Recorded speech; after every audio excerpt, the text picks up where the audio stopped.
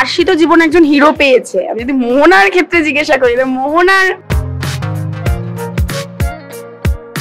ওকে ভালো লেগেছে? মানে কেউ কি বলেছে ভালো লেগেছে তোমাকে? মোহনা কেমন ছেলে চায়? ক্রাইটেরিয়া কি আছে মোহনা? প্রেমিকের সাথে মানে একসাথে হাত ধরে কিছুটা পর হাঁটা নাকি লং ড্রাইভ, কোনটা তোমার বেশি পছন্দ? IMS Group of Colleges Mukundapur. Want to pursue a career in management, optometry, BMLT, computer application, hospital management, media science or MBA? এই মুহূর্তে আমি রয়েছি তুই আমার হিরোর মেকআপ রুমের ঠিক বাইরে বসে রয়েছি, আর আমার সঙ্গে রয়েছে আরশি মানে মোহনা। গল্পে কি চলছে এই মুহূর্তে সেটা আগে বল। গল্পে তো ধুমধুমার পর্ব চলছে, পর টুইস্টের পর টুইস্ট আসছে। ফার্স্টে আরশি সাক্ষ্য ভেবেছিল যে তাদের নকল বিয়ে হয়েছে, কিন্তু সেটা ঠাম্মি বলেছে যে না, সেটা আসল বিয়ে। তো সেই জন্য আমার সাক্ষ্য দুজনেরই মাথায় বাজ পড়ে গেছিল। মানে ওই সিঁদুরের মধ্যে, মানে আবিরের মধ্যে সিঁদুর মিশিয়ে দিয়েছিল, সেটা আমাকে আবার বলেছে ঠাম্মির প্ল্যানটা ভাবো, সেটা বলেছে মন্দিরে যখন সাক্ষ্য মৃত্যুর মুখে। তো তখন আমি বেশি রিয়াক্টও করতে পারবো না, এই জন্য আমি সাক্ষ্যকে বাঁচাতে ছুটে গেছি। তো পরে এসে যখন ড্রয়িং এ আমরা সিন করেছি, যে সবাই জিজ্ঞেস করছি যে বলো কি ব্যাপার না ব্যাপার, বলছে আমি অত কিছু বলতে পারবো না, তোদের সিঁদুরটা আসল ব্যাস। তো আসল এবার এটা নিয়েই চলতে হবে। আরশি সাক্ষর এই চলছে। তারপর আবার সাক্ষর ছবি পাইরেসি হয়েছে, মানে সিনেমা মন নিয়ে কাছাকাছি যে সিনেমাটা, সেটা পাইরেসি হয়েছে। থিয়েটারে দেখানোর আগে টিভিতে দেখাচ্ছে, সেটা কে করিয়েছে না করিয়েছে সেটা ওরা বার করছে। তারপর আরো কিছু মজার সিনও আছে এরপরে, সেটা বলবো না, সেটা তার জন্য দেখতে হবে। চরিত্রটা নিয়ে যদি বলো, যে আরশির চরিত্রটার সাথে মোহনার কতটা মিল আছে? প্রচন্ড মিল আছে। যেরকম কি বলো? যেরকম আরশি হচ্ছে একটু আই ডোন্ট কেয়ার টাইপের, মানে হয় না একজন প্রচন্ড চেঁচাচ্ছে রেগে যাচ্ছে, আরশি বললো কি প্রবলেম, আস্তে রেগে যাচ্ছ কেন, মানে কোল্ড প্লে করে খুব। মোহনাও তাই, মানে মোহনাও আমি ভীষণ কোল্ড প্লে করি, আমি একদম হাইপার। আমি যদি কারোর খুব রাগ হয়, কিছু হয়, আমি একদম সুন্দর করে ভালো মুখে আমি কিছু বলবো, তারপর উনি আর কিচ্ছু বলতে পারবেন না। আমি এরকমই মেয়ে, আমি মিষ্টি মুখে যা বলার বলি, আমি রেগে যাওয়ার মানুষ নেই। আরশিও তাই। হ্যাঁ, এবার খুব রেগে যাওয়ার সিন হলে তো অবশ্যই মানুষের তো আর হতেই পারে হাইপার, তো তখন হয়, বাট খুব একটা নয়। আর মিল হচ্ছে আরশি খুব একটু ছটপটে, একটু প্রাণোচ্ছল একটা ব্যাপার আছে মোহনার মধ্যেও। মোহনা আমিও ভীষণ প্রাণোচ্ছল। আরশি একদম সঠিক কথাটা সঠিক পয়েন্টে বলে, বেশি কেঁদে ভাষায় না। আরশির মধ্যে খুব একটা দেখবে না যে খুব কাঁদছে হ্যাঁ করে, ওটা নেই, প্র্যাকটিক্যাল। মোহনাও খানিকটা প্র্যাকটিক্যাল, না আমি কান্নাকাটি অত করি না, প্র্যাকটিক্যাল। কিছু মিল আছে। আর কিছু অমিল, যেটা মানে তোমার পছন্দ না এরকম কি কিছু আছে, যে আরশির এই জিনিসটা মোহনার ভালো লাগে না বা এরকম? আরশিকে আমি ভীষণ ভালোবাসি, মানে ভীষণ ভালোবাসি। মোহনা আরশিকে পাগলের মতো ভালোবাসে, তাই কোনো খারাপ কিছু নেই। কিন্তু হ্যাঁ, আরশির মধ্যে কিছু কোয়ালিটিস আছে, যেমন গান করা। আরশি খুব ভালো গান করতে পারে, যেটা মোহনা পারেই না, জাস্ট পারে না। আরশি নাচ করতে পারে, মোহনাও পারে, এটাও একটা মিল আছে। এটা মোহনা ভালো পারে, এটা একটা মিল, বাট গানটা করতে পারে না।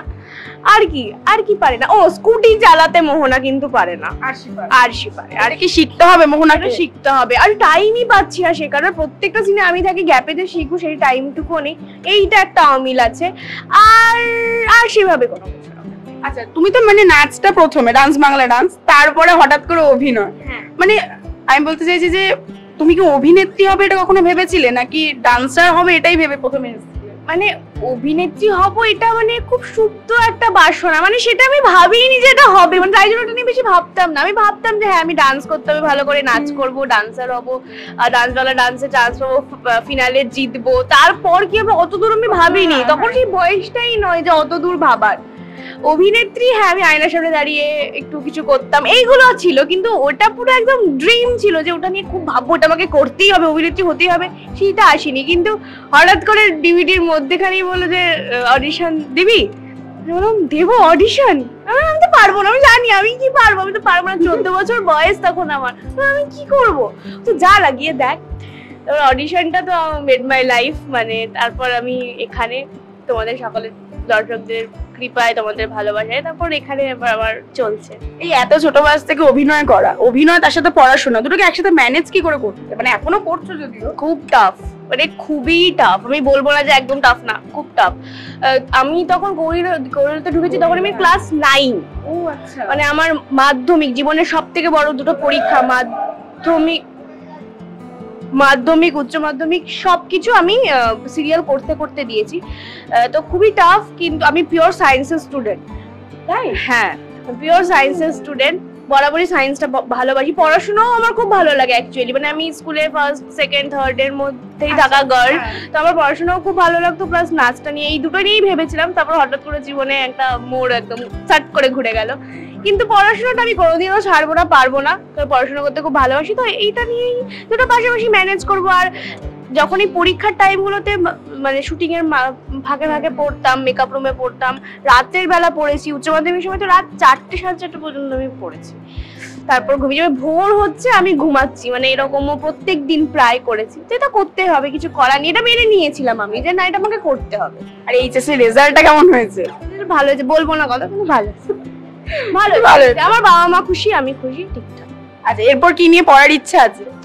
আমার কাছে দুটো অপশন আছে, মানে আমি সায়েন্সের দিকেও পড়তে পারি, লিটারেচারও পড়তে পারি। মানে আমি বুঝতে পারছি না যে কোনটাতে আমার চাপটা কম হবে, সেটা অবভিয়াসলি নেব। এখন আমাকে প্র্যাকটিক্যালি ভাবতে হবে। ভালোবাসি আমি সায়েন্স, আমি জানি, বাট যেটাতে চাপ একটু কম হবে সেটা, কারণ প্রচন্ড চাপ পড়ে যাচ্ছে, ম্যানেজ করে সো ডিফিকাল্ট। তো দেখি। আরশি তো জীবনে একজন হিরো পেয়েছে। আমি যদি মোহনার ক্ষেত্রে জিজ্ঞাসা করি, মোহনার জীবনে কি কোনো হিরো? আমার বাবা আমার রিয়েল অন গড বলছে, আমার কেউ নেই, মানে আমার বাবা মা আমি, বাস। আপাতত জীবনে এখনো কারোর এন্ট্রি হয়নি। ওকে ভালো লেগেছে? মানে কেউ কি বলেছে ভালো লেগেছে তোমাকে? আমাকে আমাকে তো র্যান্ডম বলতেই থাকে ইনস্টাগ্রাম। তোমার পছন্দ হয় না কাউকে? আমার পছন্দ না। যেই কেউ যদি বলে না তোমাকে খুব ভালো লেগেছে, প্রোফাইলটা আমি খুলে দেখি না, মানে আমার একটা অদ্ভুত, আমি তাকে দেখি না, সবাই কমপ্লিমেন্ট দিচ্ছে, ভীষণ হ্যাংলা লাগে। মানে ফার্স্ট খুব হ্যাংলা লাগে যে হয় না, হাই আমার না তোমাকে খুব ভালো লাগে, একটু কথা বলবে, ব্যাস ওখানে পাত্তা কাটি গেলা, বাস ওখানে পাত্তা কাটি। আগে থেকে মানুষ কথা বলতে শুরু করে, হাই তুমি কোথায় যাবো, তুমি এটা দিয়ে তো কথা বলা স্টার্ট হয়। তোমাকে না আমার খুব ভালো লাগে, ব্যাস ওখানে মানে চিনলো না জানলো না আগেই ভালো হয়ে গেল। এটা হবে না, চলবে না এটা। মোহনা কেমন ছেলে চায়? ক্রাইটেরিয়া কি আছে মোহনা? কোনো ক্রাইটেরিয়া নেই, ছেলেটা ভালো হতে হবে। ফার্স্ট অফ অল যেগুলো আমি সামাজিক দিক থেকে শিখেছি, মানে আমার অনেক বন্ধু বান্ধবদেরও বয়ফ্রেন্ড আছে, ছেলেটাকে লয়াল হতে হবে। ফার্স্ট অফ অল দেখতে কেমন এটা নিয়ে আমার বিন্দু মাত্র ম্যাটার করে না। আমার একটু আমার থেকে লম্বা হতে হবে, বাট লয়াল হতে হবে। আমার স্পেশালি আমার ভালো বন্ধু হতে হবে, মানে যাকে মানে বেস্ট ফ্রেন্ড টাইপের, মানে তার কোনো আলাদা করে বেস্ট ফ্রেন্ড থাকবে না, সেই আমার বেস্ট ফ্রেন্ড, আমি তার বেস্ট ফ্রেন্ড যেন এরকম হয়। ব্যাপারটা ভালো হতে হবে, কেয়ারিং লাভিং, মানে যেটা হয় এখনকার দিনে সবাই চায় মেয়েরা, যদিও পাওয়া যায় না, কিন্তু ওরকমই হতে হবে। আচ্ছা, যদি তোমার প্রেমিক থাকতো, এখন আছে এরকম আমি বলছি না, যদি থাকতো তাহলে কি ধরনের গিফট তার থেকে এক্সপেক্ট করো? না, আমি কোনো গিফট চাই না, কিচ্ছু চাও না। আমি বরাবরই, আমি না কোনো গিফট পারসন, আমি বাবা মার কাছ থেকে জীবনে কোনো গিফট চাইনি। আমার যেটা মানে আমার ফার্স্ট ফোনটা ইভেন বাবা মা নিজে থেকে আমাকে দিয়েছে, নাও তুমি ফোন নাও। আমি বলিনি, সব লোকই বলে আমাকে ফোন দাও, ফোন দাও, স্বাভাবিক এটাই বলে। আমি কোনোদিন বলিনি আমাকে ফোন দাও, আমাকে সব আমার কাছে নিজে থেকে এসেছে। তো আমি চাই না কিছু, আমাকে শুধু একটু ভালোবাসার প্যাম্পার করতে হবে। আমার আমি ভীষণ প্যাম্পার্ড, মানে আমি ফ্লোরেও আমাকে না চাইতে আমাকে সবাই প্যাম্পার করতো, স্টিল গরিলো থেকে এখনো করে, বাচ্চা বাচ্চা বাচ্চা। তো ওই আচ্ছা মেয়ে তো মোহনা, সত্যি তো ওই জিনিসটা আমার খুব ভালো লাগে। আমি গিফট চাই না, গিফট চাও। আচ্ছা, যদি জিজ্ঞাসা করি যে প্রেমিকের সাথে চায়ের দোকানে বসে আড্ডা মারতে বেশি ভালোবাসো নাকি মানে বাসবে, হ্যাঁ হ্যাঁ অবশ্যই, নাকি রেস্টুরেন্টে বসে ডিনার করতে? চা ভাড়ের ওই দুধ চা, আই লাভ দুধ চা, এবং সেটা ভাড়ের ওই রাস্তার দোকানে হতে হবে। আর তার সাথে বৃষ্টি হবে কি? বৃষ্টি যদি পড়ে তাহলে?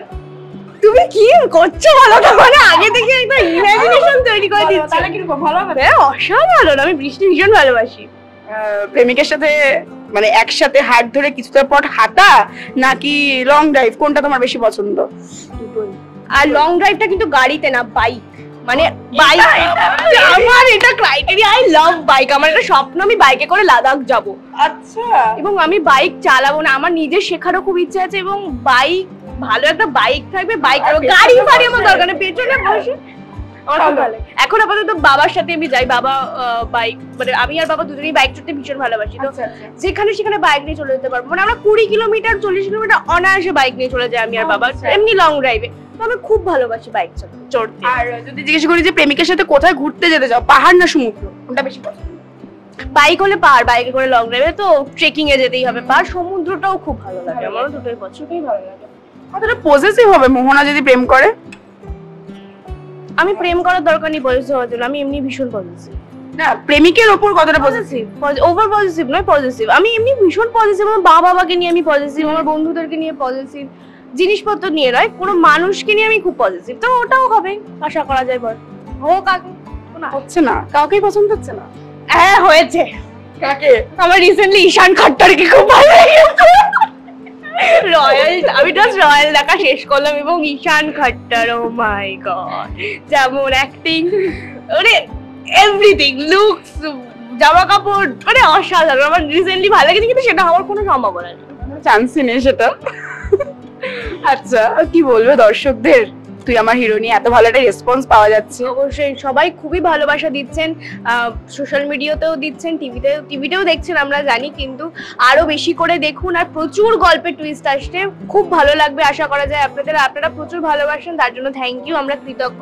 এভাবেই ভালোবেসে যান, আর অবশ্যই দেখুন তুই আমার হিরো, সন্ধ্যে 6টায় জি বাংলা। টলিউডের latest update, gossip and entertainment পেতে সাবস্ক্রাইব করুন শুধুমাত্র সিটি সিনেমা, আর ফলো করুন সিটি সিনেমার Instagram, Facebook, Twitter and ShareChat page.